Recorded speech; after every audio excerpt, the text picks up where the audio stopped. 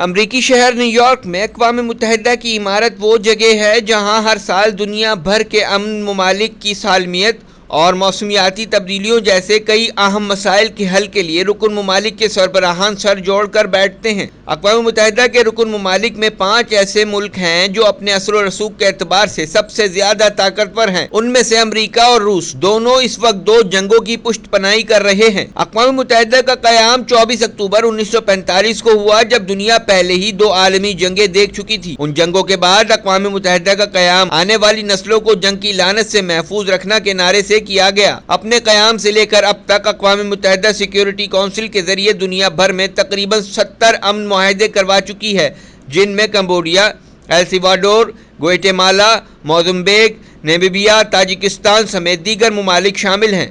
اقوام متحدہ کا دوسرا بڑا مقصد اقتصادی اور سماجی ترقی لانا تھا۔ اقوام متحدہ کا نام سب سے پہلے امریکی صدر فرینکلن روزویلٹ نے 1941 میں استعمال کیا تھا۔ 1945 میں اس ادارے کے قیام کے لیے 50 ممالک نے دستخط کیے تھے اور آج اس کے 193 ممالک ارکان ہیں اور 2 غیر ریاستی ارکان ہیں۔ اقوام متحدہ کے قیام کے وقت اس کے 6 بنیادی ادارے بھی وجود میں آئے، یعنی general assembly, economic and social council, security council, international court of justice, trustee ship council, secretariat. اقوام متحدہ کے تمام 193 ممالک جنرل اسمبلی کے ارکان ہیں۔ اس میں فیصلے سادہ اکثریت یا بعض اوقات اہم معاملات میں 2/3 اکثریت سے لیے جاتے ہیں۔ اس کا اجلاس ہر برس ستمبر میں ہوتا ہے۔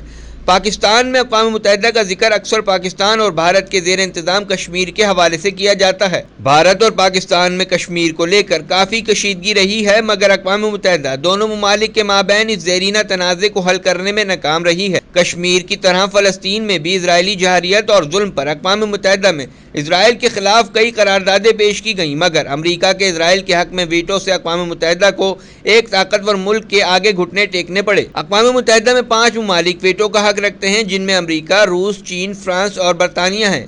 عالمی امور میں انتظامی اعتبار سے اقوام متحدہ ایک مضبوط ادارہ سمجھا جاتا ہے، لیکن ویٹو کا حق رکھنے والے 5 ممالک میں سے امریکہ اسرائیل کی حمایت کرتے ہوئے فلسطینی شہریوں پر جنگ مسلط کیے ہوئے ہے، جبکہ روس بھی پچھلے 2 برسوں سے یوکرین کے ساتھ جنگ لڑ رہا ہے۔ وزیر اعظم پاکستان شہباز شریف نے اقوام متحدہ کی 79ویں سالگرہ کے موقع پر اپنے پیغام میں کہا کہ یہ دن ہمیں اقوام متحدہ چارٹر کے اصولوں اور مقاصد کے حصول کے عزم کا اعادہ کرنے کا موقع فراہم کرتا ہے۔ بین الاقوامی تنازعات جیسا کہ موسمیاتی تبدیلی، جغرافیائی سیاسی تناؤ میں اضافہ اور گلوبل ساؤتھ کی گہری ہوتی اقتصادی مشکلات عالمی نظام کے بڑے چیلنجز کی نشاندہی کرتے ہیں۔ تاہم انہوں نے کہا کہ اقوام متحدہ چارٹر کا منصفانہ طریقے سے نفاذ بھی ایک بڑا چیلنج ہے۔ اقوام متحدہ کی حق خود ارادیت کی قراردادوں کے باوجود جموں و کشمیر اور فلسطین جیسے تنازعات اب بھی حل پذیر ہیں۔ جب تک اقوام متحدہ کی بانی دستاویزات کی دفاعات کو نظر انداز کیا جائے گا، بحران مزید گہرے ہوتے جائیں گے۔ ہم اس دنیا کو سب کے لیے ایک بہتر جگہ بنانے کے لیے اقوام متحدہ کے ساتھ مل کر کام کرتے رہیں گے، جہاں تمام لوگوں کے حقوق، بالخصوص جائز اور ناقابل تنسیق حقوق کے لیے جدوجہد کرنے والوں کو ان کے حقوق دلائے جا سکیں۔